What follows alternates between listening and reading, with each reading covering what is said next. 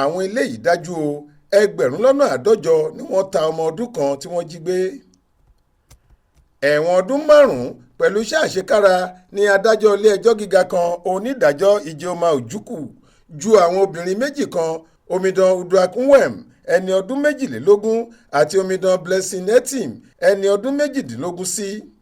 Ẹ̀sùn pé àwọn méjèèjì lẹ̀dí àpò pọ̀ tí wọ́n sì jí Christian Samuel ọmọ ọdún kan gbé lákàtà ìyá rẹ̀ tí wọ́n sì mórílé agbègbè kan tí wọ́n ń pè ní Technical Roundabout tó wà nílùú Calabar nípínlẹ̀ Cross Rivers, níbi tí wọ́n ta ọmọ náà dànù sí lẹ́gbẹ̀rún lọ́nà àádọ́jọ náírà fún oníbàárà wọn lọ́jọ́ 18 oṣù kẹrin ọdún 2023 yìí ni wọ́n fi kàn wọ́n.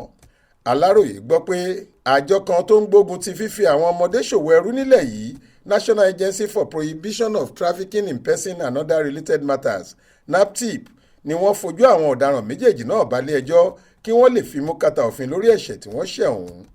Ọ̀kan lára àwọn òṣìṣẹ́ àjọ náà tó gbà láti bá àwọn oníròyìn sọ̀rọ̀ lórí bí ọwọ́ ṣe tó àwọn ọ̀daràn méjèèjì ọ̀hún sọ pé òwúyẹ́ kan ni wọ́n wá fọ̀rọ̀ iṣẹ́ láabi táwọn ọ̀daràn méjèèjì yìí máa ń ṣe láàrin ìlú tó àwọn létí táwọn sì bẹ̀rẹ̀ sí dọdẹ wọn kó tó di pé ọwọ́ tẹ̀ wọ́n láìpẹ́ yìí.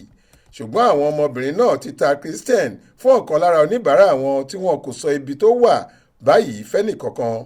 Òṣìṣẹ́ àjọ náà sọ pé ṣe lọ̀rọ̀ àwọn ọ̀daràn méjèèjì yìí ń jọ mí lójú. Ṣe ni wọ́n kọ̀ jálẹ̀ pé àwọn kò mọ ibi tí oníbàárà àwọn tó ra Christian lọ́wọ́ àwọn ń gbé, bẹ́ẹ̀ ni wọn kò dárúkọ rẹ̀ tàbí ohun tí onítọ̀hún fẹ́ fi ọmọ náà ṣe kó tó wá rà lọ́wọ́ wọn.